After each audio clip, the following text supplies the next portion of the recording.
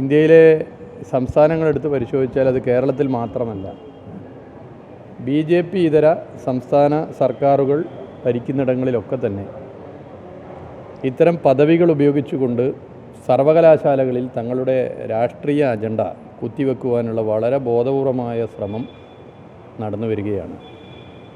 ഞാനിപ്പോൾ ഓരോ സംസ്ഥാനങ്ങളുടെയും പേരെടുത്ത് പറയണമെന്ന് ആഗ്രഹിക്കുന്നില്ല, നിങ്ങൾക്കറിയാം. അപ്പോൾ ഇതേതെങ്കിലും ഒരു സംസ്ഥാന സർക്കാരിൻ്റെ കുഴപ്പം കൊണ്ടല്ല ഇത്തരം പ്രശ്നങ്ങൾ എന്നുള്ളതിൻ്റെ ഏറ്റവും വലിയ ഉദാഹരണമാണ്. BJP ഇതര സംസ്ഥാനങ്ങളിൽ ഇതേ വിഷയം, സമാനമായ പല സംഭവങ്ങളും ഉന്നത വിദ്യാഭ്യാസ മേഖലയുമായി ബന്ധപ്പെട്ട് സർവകലാശാലയുമായി ബന്ധപ്പെട്ടും വരുന്നു എന്നുള്ളതിന് നമ്മൾ മനസ്സിലാക്കേണ്ടത്.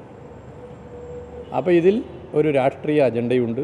ആ രാഷ്ട്രീയ അജണ്ട കേന്ദ്ര സർക്കാരിനെ നയിക്കുന്ന BJP നടപ്പിലാക്കാൻ ശ്രമിക്കുകയാണ്.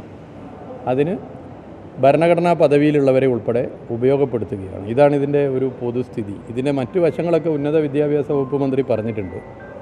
എന്നാൽ രാജ്ഭവനെ മാരാർജി ഭവനാക്കി മാറ്റി തീർക്കാനുള്ള ശ്രമം നടന്നാൽ അതിനെ കേരളത്തിലെ മഹാഭൂരിപക്ഷം വരുന്ന മനുഷ്യരും അംഗീകരിക്കില്ല. അതൊരു വസ്തുതയാണ്, അതൊരു യാഥാർത്ഥ്യമാണ്. ഏറ്റവും പുതിയ വാർത്തകളും വിശേഷങ്ങളും വിരൽ തുമ്പിലറിയാൻ Zee മലയാളം ന്യൂസ് എല്ലാ ഡിജിറ്റൽ പ്ലാറ്റ്ഫോമുകളിലും ലഭ്യം.